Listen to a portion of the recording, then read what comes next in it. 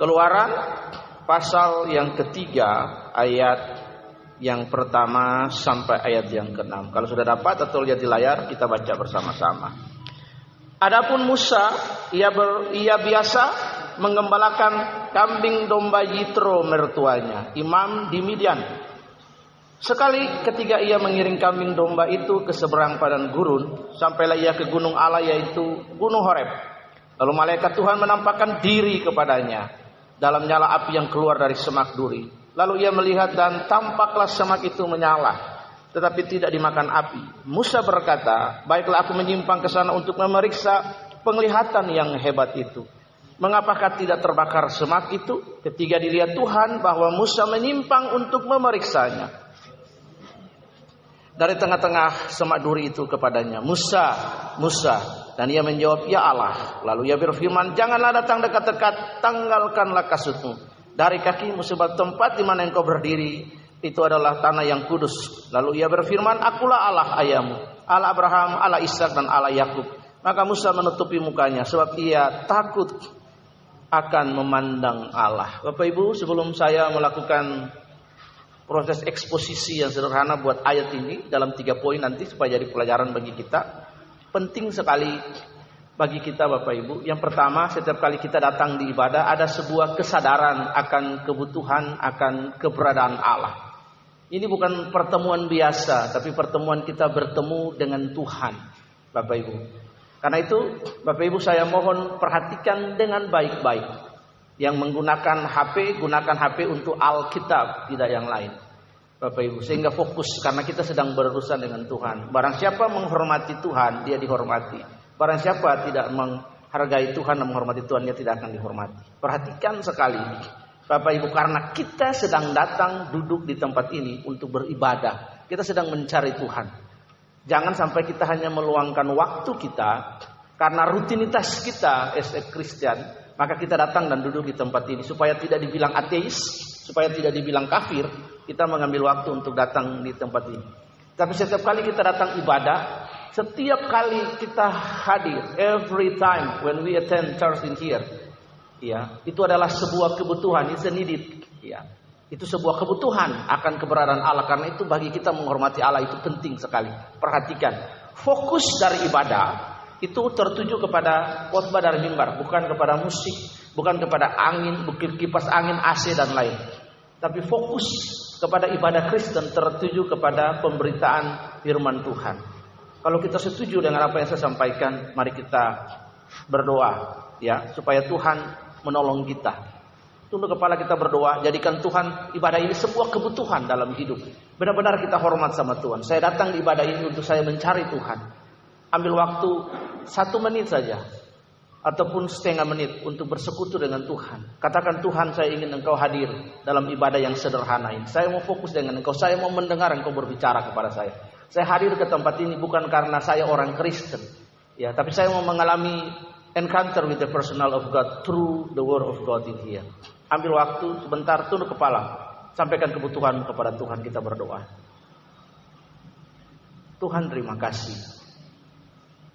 Kami sungguh-sungguh hadir di ibadah ini bukan karena bukan karena kebetulan Tuhan. Bukan juga sebagai orang Kristen kami menunjukkan kepada orang di sekitar kami bahwa kami Kristen dan kami harus hadir di ibadah. Bukan seperti itu. Tapi kami mau Tuhan, bahwa Engkau adalah kebutuhan hidup kami. Kami mau mengalami encounter with your power, encounter with your personal. Mau mengalami perjumpaan dengan pribadimu, mau mengalami perjumpaan dengan kuasa, encounter with your love, your kindness, your mercy. Terima kasih Tuhan. Kami mau duduk tenang diam. Dalam ketenangan ini Tuhan dapat berbicara dengan cara-cara yang tidak terbatas yang kami bayangkan kepada kami lewat kebenaran firman ini. Sebab firman Tuhan berkata, bahwa jika kami mengalami kebenaran, maka kami akan dimerdekakan. Yang setuju dengan saya, sama-sama kita berkata amin. Baik Bapak Ibu, perhatikan. Anak-anak, perhatikan dengan baik. Dan jangan pernah ribut. Kalau ribut, angkat kaki keluar dari ruangan ini, duduk di luar. Sebab ini ibadah. Kalau ibadah, kita hormat sama Tuhan. Mari kita belajar sama-sama. Bapak Ibu yang dikasihi oleh Tuhan Yesus, di sini kita melihat Bagaimana Musa mengalami perjumpaan dengan Tuhan di situ, Bapak Ibu.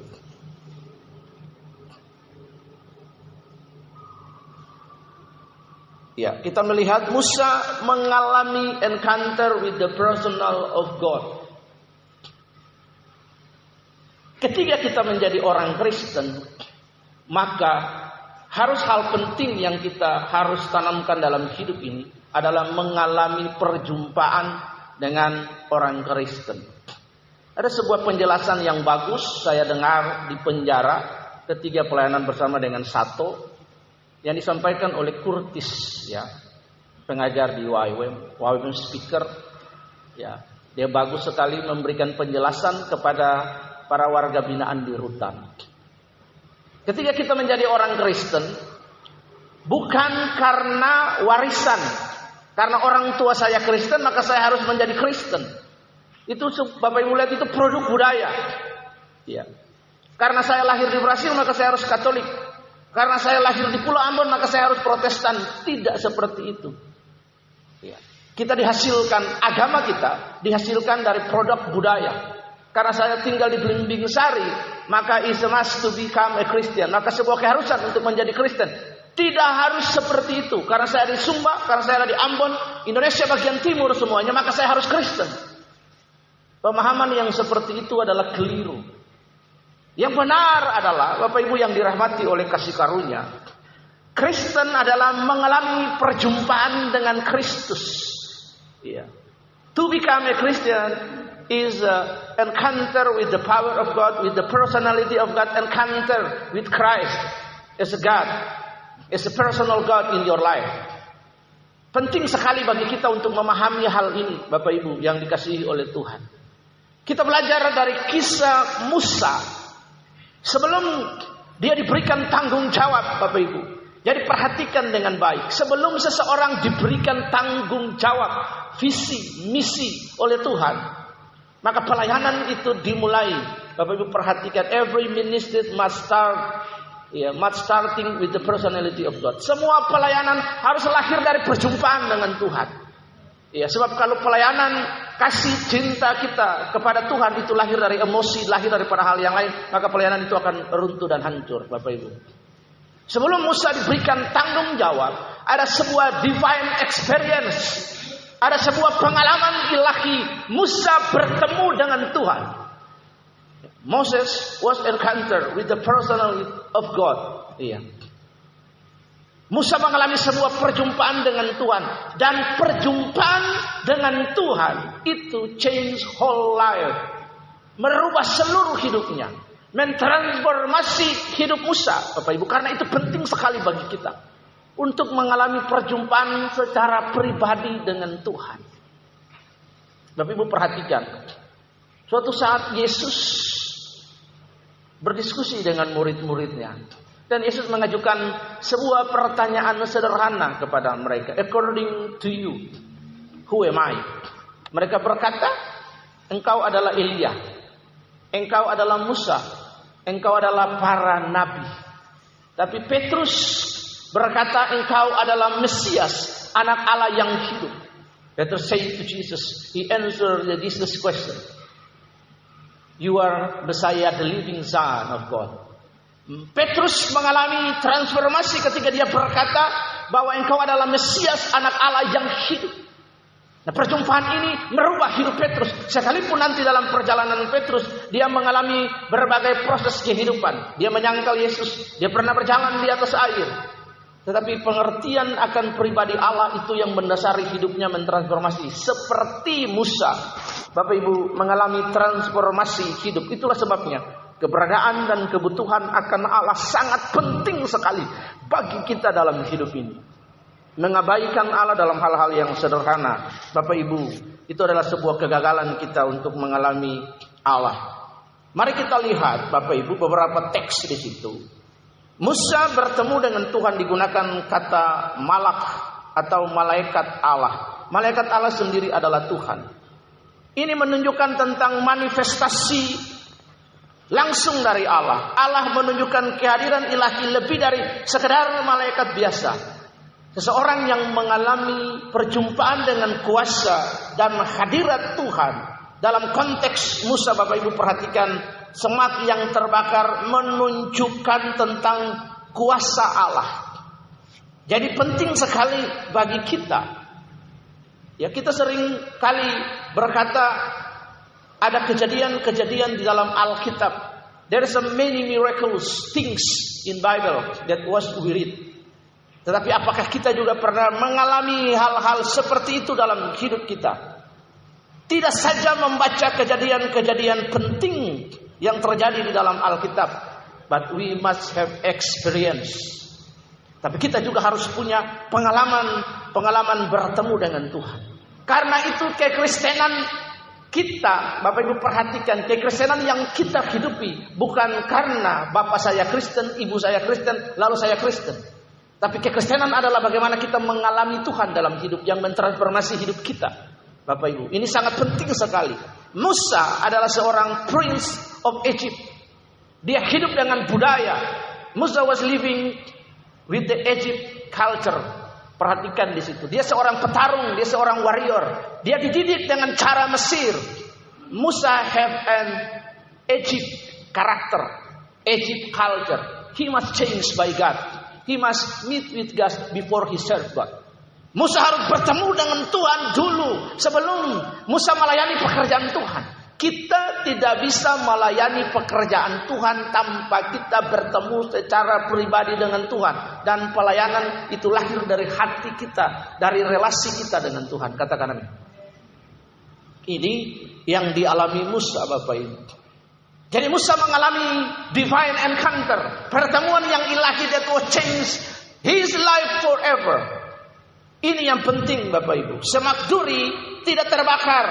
Digunakan kata boer dan kata menyala. Kata menyala dari kata ukal yang artinya untuk dimakan. Ini menggambarkan fenomena supranatural, api yang tidak menghancurkan, simbol dari kekudusan Tuhan yang sempurna. Jadi ketika kita mengalami perjumpaan dengan Tuhan, hidup kita berubah, Bapak Ibu. Tabiat kita berubah. Kelakuan kita berubah. Perhatikan di dalam Roma pasal yang ke-8 ayat yang ke-14. Roma 8 Mose ayat 14. Bahwa barang siapa dipimpin oleh Roh Allah, dia adalah anak Allah.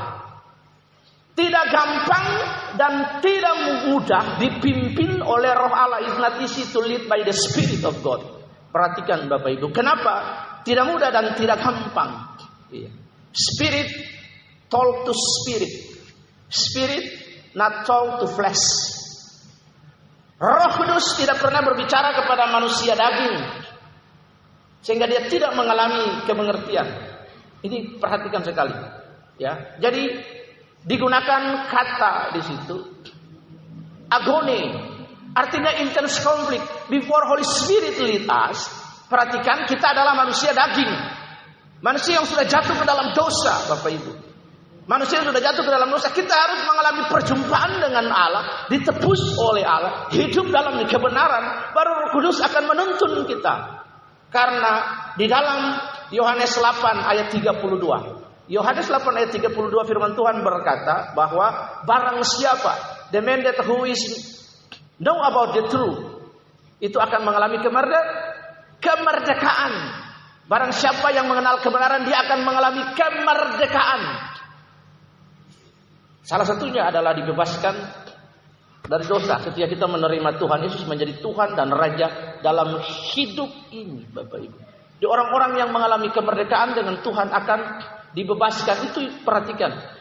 Jadi dikatakan di situ bahwa siapa yang dipimpin oleh Roh Allah akan menjadi anak Allah. Tidak mudah untuk menjadi anak Allah. Kita harus menunjukkan perilaku sebagai sons of God. Perhatikan. We are not the son of God. The son of God is Jesus Christ. But we are sons of God. Ini yang penting. Bapak Ibu lihat di situ. Barang siapa dipimpin oleh Roh Allah, dia anak Allah. Kata dipimpin itu ada intense konflik. Karena intense konflik, ada dua jenis manusia. Manusia daging kita itu flesh karnal, ya. Disebut sarkos antropos, manusia dosa kita. Lalu ada manusia pneumatikos, manusia roh yang dipimpin oleh roh. Sederhana Bapak Ibu lihat, ada dua, saya kasih ilustrasi, ada dua jenis anjing, ya. Anjing putih dan anjing hitam. Atau di sini kita kasih nama Black Moon dan Maxi. Black Moon kita kasih makan terus, dia jadi besar, dia jadi kuat. Maxi kita tidak kasih makan. Kita tidak kasih makan Max, dia kurus, dia kering. Suatu saat mereka bertengkar. Pasti yang dikasih makan, yang badannya besar mengalahkan yang kecil. Sama seperti itulah manusia roh kita. Manusia roh kita, sarkos, antropos, manusia daging, karnal kita. Dan manusia roh. Suatu saat, one day, there's a conflict in our life. Konflik, ya. Konflik ini membuat kita membuat pilihan. Are you choose to carnal, to your flesh, or choose to Holy Spirit? It's a difficult season. Pilihan yang sangat sulit. Tetapi kalau kita tunduk, kita submit, kita obey, kita taat, tunduk kepada tuntunan Roh Kudus, kita mengabaikan, ignore to carnal, maka di situ dalam setiap kali proses itu kita tunduk kepada Roh Kudus, kita dipimpin oleh Roh Allah, Roh Kudus, karena kita sudah terbiasa dipimpin manut oleh Roh Kudus. Itulah pengertiannya dalam konflik, setiap konflik apapun. Jadi di dalam manusia ini, di dalam kita, inside us, there is a two conflict. Spiritual conflict between flesh, daging kita, dan roh kita. Itu perhatikan. Ketika seseorang bertemu dengan Tuhan, hidupnya pasti berubah. Karena itu, Bapak Ibu, setiap kita harus mengalami perjumpaan dengan Tuhan setiap hari.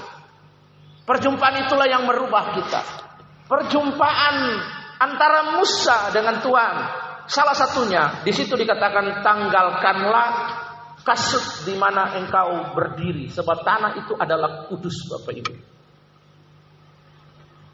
Yang pertama, lihat nyala api, tidak membakar semak.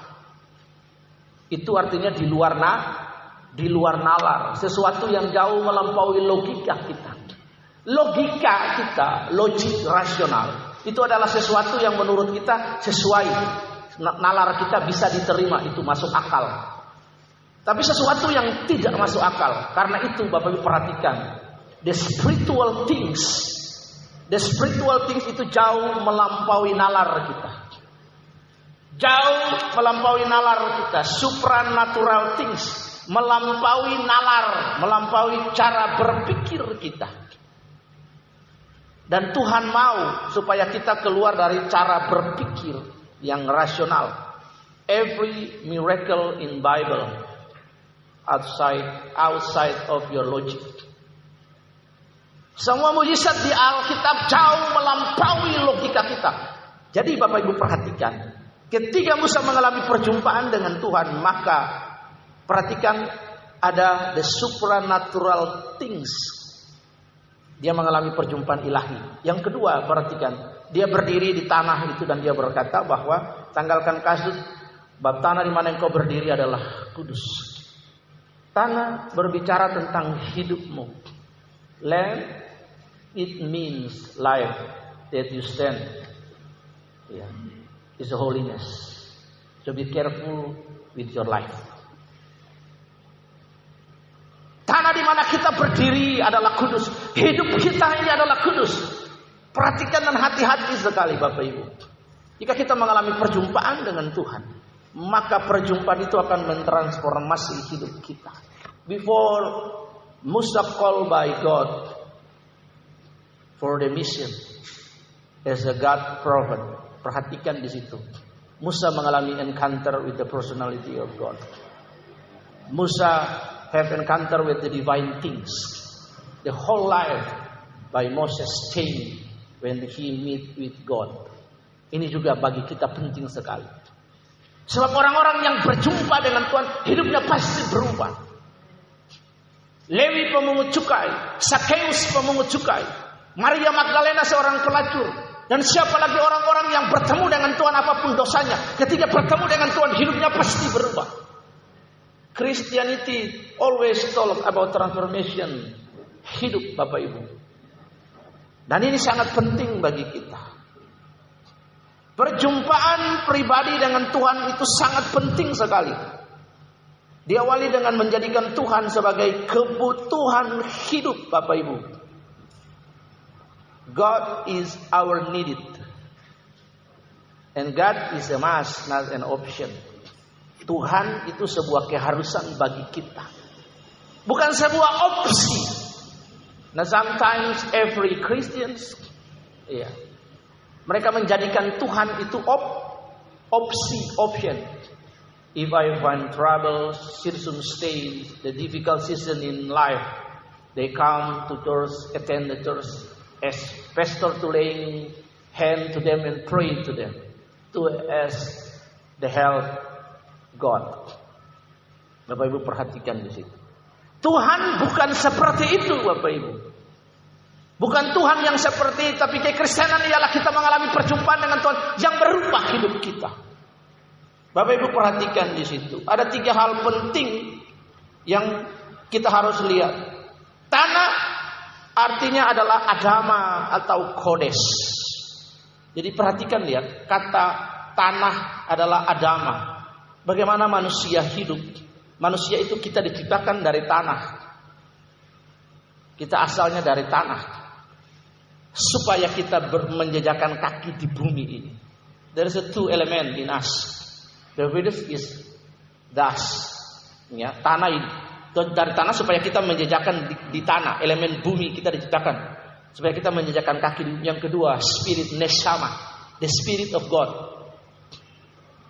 Ketika Tuhan berkata, Elohim asa amar shalem, Dia mengembuskan napas, kita jadi hidup. Jadi perhatikan tanah tempat di mana kita berdiri. Hidup kita itu adalah kudus, Bapak Ibu perhatikan. Tuhan memerintahkan Musa untuk menanggalkan alas kaki sebagai tanda penghormatan dan pengakuan bahwa tempat itu telah ditandai dengan kehadiran ilahi. Bapak Ibu yang dirahmati. Artinya hidup kita harus ditandai sebagai sebuah penghormatan, living sacrifice to God, honor to God. Dalam hidup kita, every area, 100% in our life, whatever, dimanapun kita pergi, apapun yang kita lakukan, there is a God in my life. There is a God in my home. There is a God in my works. Itu perhatikan kekudusan Allah, the holiness of God in our life. It's very important to confess the holiness of God in every part and every area in our life. Perhatikan itu sekali, Bapak Ibu. Pengakuan akan keberadaan Allah, kekudusan Allah harus ditandai di rumah kita, there's the holiness of God. Di tempat kerja kita, there's the holiness of God. Dimanapun harus ditandai sebagai kehadiran ilahi. Sebab ada banyak orang kudus di gereja, tapi di media sosial dia tidak kudus. Ya, dia kudus di rumah, kudus di gereja, datang pakai pakaian duduk, attend the church, sitting in the church, and hear what the pastor says from here. Tapi belum tentu di media sosial dia kudus. Belum tentu di tempat lain dia kudus. The holiness finansial dan lain. Penting sekali, Bapak Ibu. Ada 3 hal penting. Yang pertama, Tuhan memilih untuk menampakkan diri secara langsung kepada Musa dalam konteks sehari-hari. Konteks sehari-hari di situ perhatikan, Musa sedang menggembalakan kambing domba, Bapak Ibu. Iya. Jadi daily activity dalam kehidupan kita, Tuhan dapat hadir, Bapak Ibu. Perhatikan dengan baik, ya. Tuhan itu omnipresent. Ya, Tuhan dapat hadir di mana? Tuhan hadir di mana? Mana? Tuhan tidak ada di mana-mana. There's the only God. There's the only and one God. There's no other God. Itulah sebabnya, maka Tuhan tidak ada di mana-mana. Because there is the only one God, dan Dia adalah Allah. Tapi sifatnya, nature-nya adalah Dia omnipresent. Dia dapat hadir di mana-mana. We can access God. Iya. Ketika engkau di kamar mandi, engkau di dapur, engkau di kantor, di mana saja, we play futsal, apapun, kita makan es krim, there is a God in there. Because we bring the person of God, the presence of God in there. Amin. Jadi Tuhan tidak ada di mana-mana. There is only one God.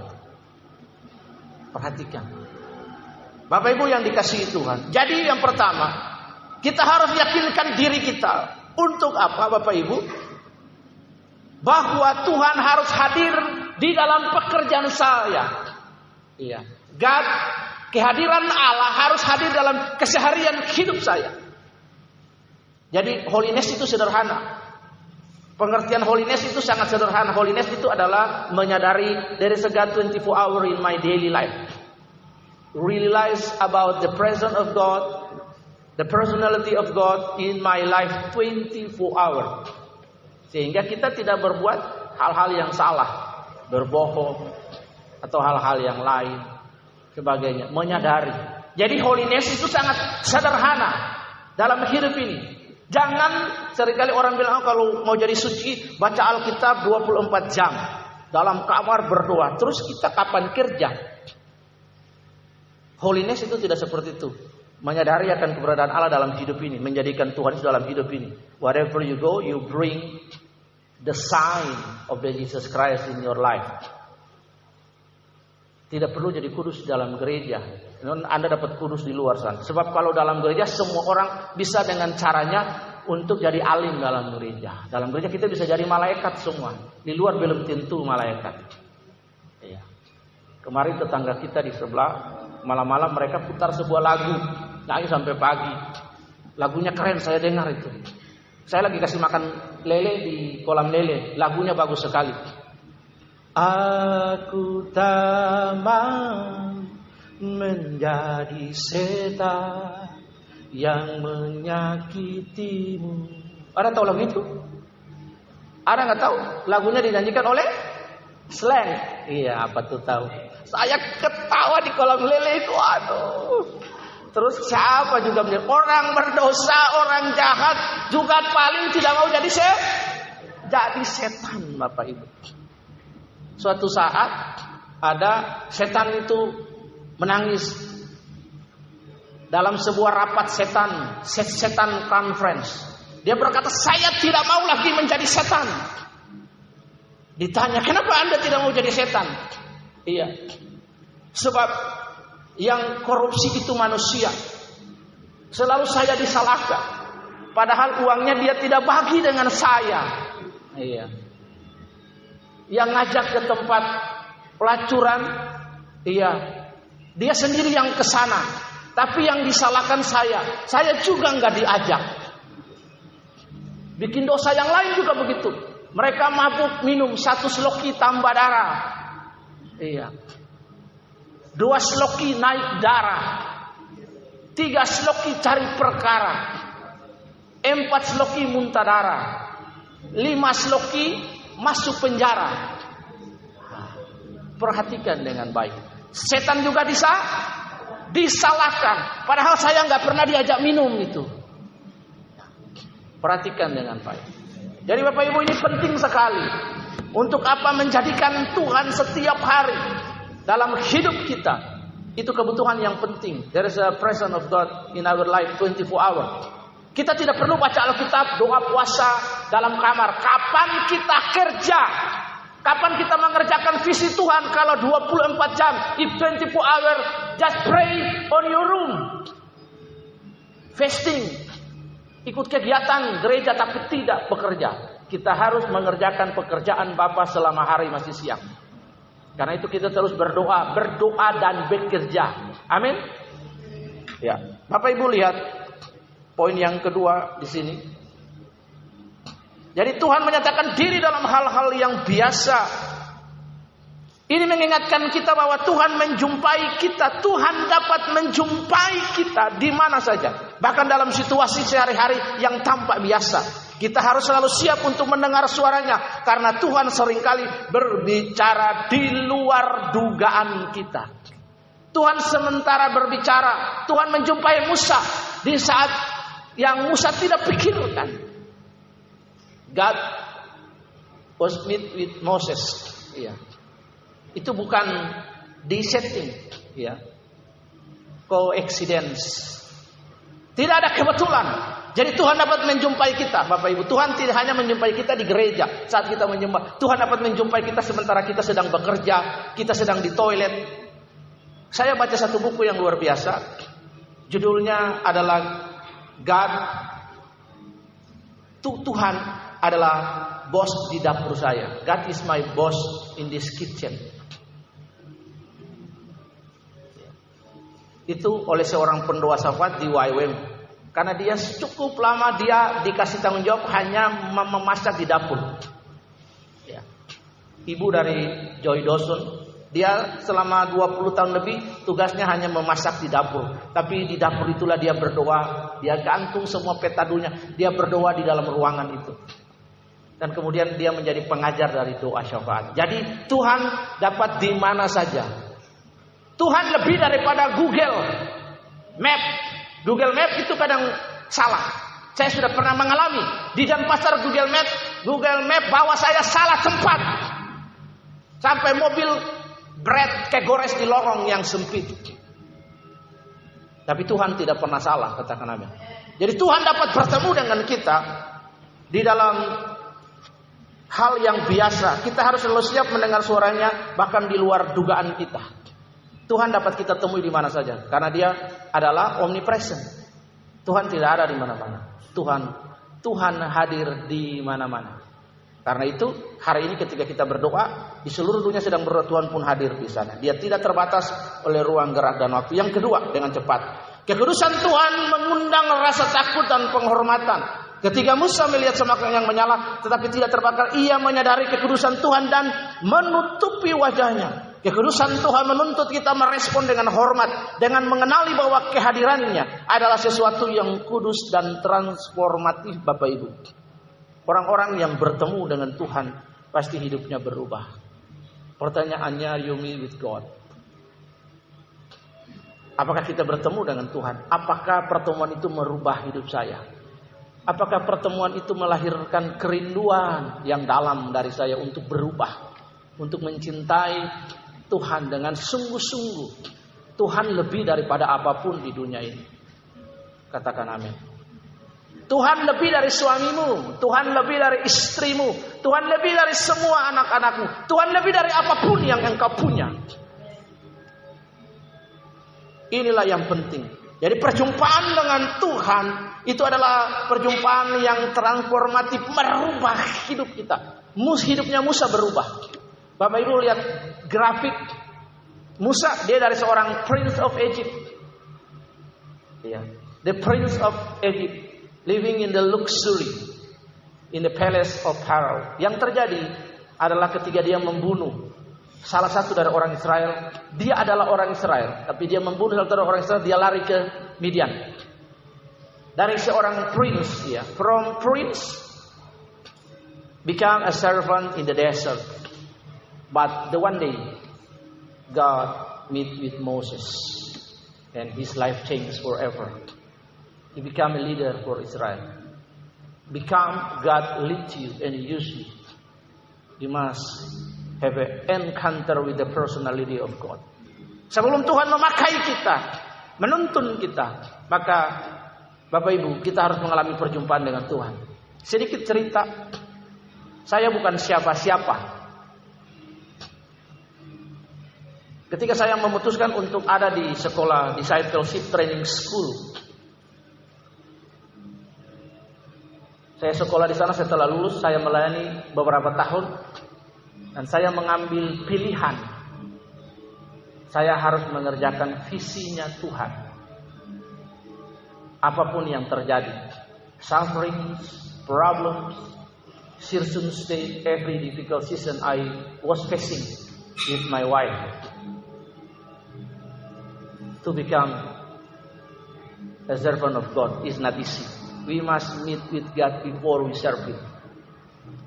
Kemarin saya bertemu dengan Vian di Bangli satu. Pas di atas tebing, saya bilang ke dia, Christmas, Natal datang, kita bicara sebagai ayah dan anak. Supaya visimu di-refresh kembali lagi. Kamu harus mengerjakan visinya Tuhan. Ya, saya bicara dengan Pak Sato kemarin, membekas di pikiran saya. Kita harus mengerjakan visi yang Tuhan taruh kepada kita, bukan visi lembaga. Ini penting sekali. Bapak Ibu yang dikasihi Tuhan. Yang berikut, yang ketiga adalah perjumpaan dengan Tuhan mengubah hidup dan misi. Setelah perjumpaan ini, hidup Musa berubah secara dramatik. Ia tidak lagi menjadi gembala, tetapi menjadi pemimpin yang membawa bangsa Israel keluar dari tanah Mesir. The life of Moses was changed forever. Yang pertama, the authority of God come upon him. The word of God upon him. The miracle of God upon him. Mujizat Tuhan ada atasnya. Perkataan Allah ada atasnya. Hidupnya berubah. Menjadi seseorang yang tidak bisa berkata-kata, gagap. Hidupnya berubah. Saya punya satu teman. Leader saya di Wawim itu namanya Jimmy Lomboan. Dia tidak bisa berkata-kata, gagap. Tapi ketika dia masuk DTS, hidupnya berubah. Dia bisa berkata-kata sedikit dengan lancar. Tapi Tuhan tetap kasih tanda bahwa dia pernah gagap supaya dia tidak sombong. Dia kalau bicara dengan saya, Roy, gimana kabarnya istri? Itu sudah bagus, sebelumnya lebih parah lagi. Tapi Tuhan merubah hidupnya dia. Dan dia menjadi seorang pemimpin di Frontier Mission Indonesia cukup lama, Bapak Ibu. Jadi saya mau mengajak kita, 3 hal ini menolong kita, Bapak Ibu yang dikasihi Tuhan. Perjumpaan dengan Tuhan mengubah hidup. Musa tidak lagi sekedar menjadi gembala, tapi jadi pemimpin Israel. Memimpin Israel keluar dari perbudakan. Jadi bertemu dengan Tuhan tidak hanya menguatkan pribadi kita, tetapi juga memberi kita panggilan dan misi untuk memuliakannya. Ya. Musa was meet with God. And this pertemuan ini change whole life. Musa was given accountability to lead Israel. He received miracle, the divine things whole life. Perhatikan hidup kita. Jika kita mengalami perjumpaan dengan Tuhan, maka hidup kita berubah, Bapak Ibu. Itu cara pertama bagaimana kita bertemu dengan Tuhan. Itu adalah cara Musa bagaimana merespon pertemuan dengan Tuhan. Cara yang kedua, sangat singkat Bapak Ibu. Kita lihat dalam Lukas pasal yang ke-10.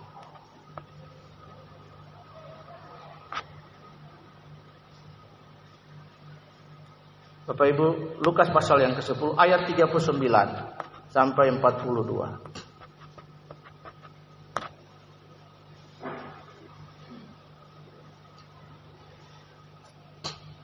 Lukas pasal 10 ayat 42. The first thing we learn about the personal encounter between Moses and God. Yang kedua, the personal encounter between Mary and Jesus.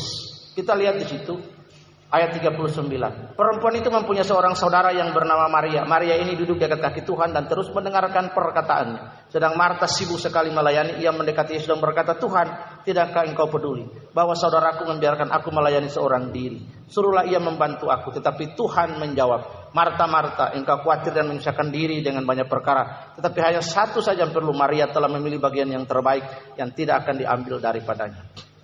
Perhatikan the first response by Moses when he meet with God. And the second, how Mary responds when he meet with Jesus. Perhatikan. Marta dan Maria, dua orang yang berbeda, sama-sama kakak adik. Tapi they have a different response when they was meet with God. Marta sibuk He prepare everything, cooking. Dia memasak. And he think when Jesus visit their home, Jesus can eat and give a praise for Martha. Oh, you are good chef. No. Apa yang terjadi di situ? Tuhan Yesus memuji Maria. Di situ perhatikan. Respon ketika kita berjumpa dengan Yesus adalah seperti Mary, but Mary was sitting on the feet of Christ and keep hear what Jesus told to her. Ini perhatikan sekali. Jadi yang penting Bapak Ibu perhatikan, dengar apa yang Yesus katakan. The main guest in our life is Jesus. Ada sebuah lagu yang penting dalam Kidung Jemaat. Yesus tamu yang sejati. Gimana lagunya, Mama? Kalau Kidung Jemaat.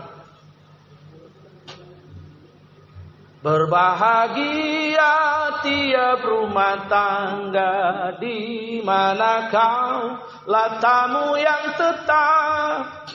Jadi berbahagia setiap rumah tangga jika Yesus adalah tamu yang tetap.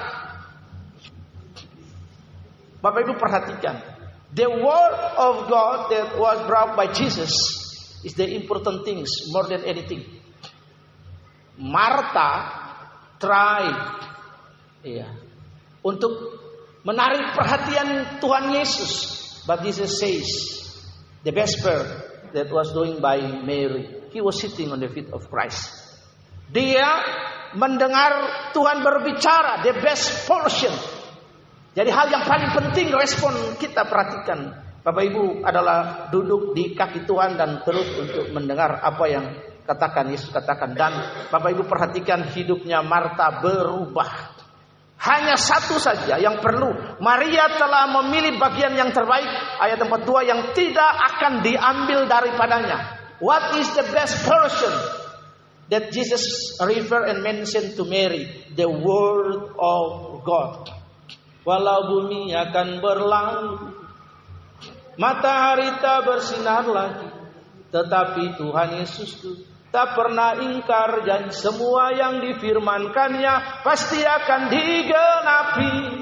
Perkataan firman Tuhan adalah kekal, Bapak Ibu, katakan amin. Dan perkataan firman itulah yang menebus, menyelamatkan, menguatkan saudara dan saya. Ada 3 hal penting diagnostik ya. Yang penting the word of God itu mengandung 3 hal, content the 3 things. Promise, larangan, dan perintah. Janji, berkat, dan larangan.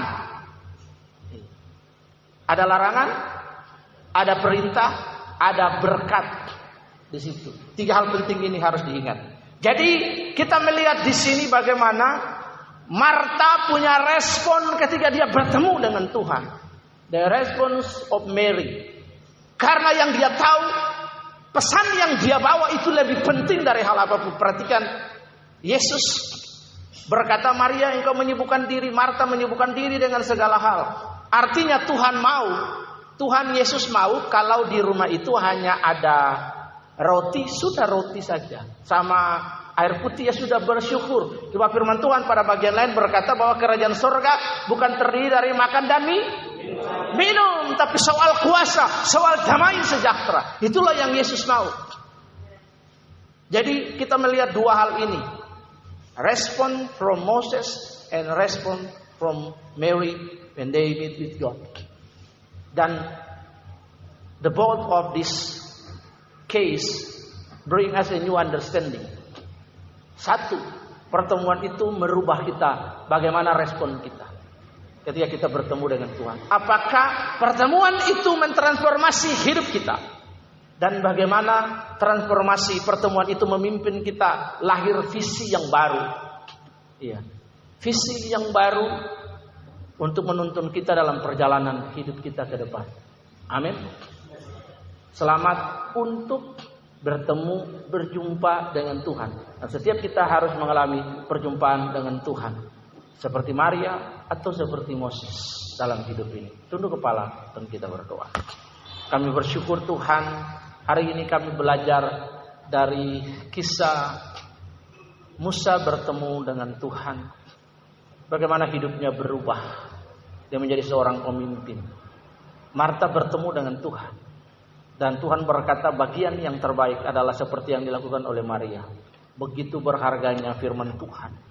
Sehingga firman itu kekal abadi. Perkataan Allah tidak bisa ditarik. Perkataan Allah adalah kekal. Perkataan Allah membawa berkat, membawa otoritas dan membawa kuasa. Maria menaruh perhatian yang penuh kepada perkataan Yesus yang adalah perkataan hidup. Sebab firman berkata, maka segala sesuatu tercipta. Firman berotoritas, mengalahkan situasi dan keadaan, menghancurkan kuasa setan dalam hidup ini. Karena itu, Yesus berkata, ada tertulis. Demikianlah juga dalam hidup kami. Biar kami belajar dari Musa dan Maria. Dua pribadi yang bertemu dengan Tuhan Yesus dan hidup mereka berubah. Tolong kami, supaya dalam pertemuan-pertemuan pribadi kami, Tuhan dengan Engkau, hidup kami berubah. Lahirlah panggilan dan pelayanan bagi hidup kami.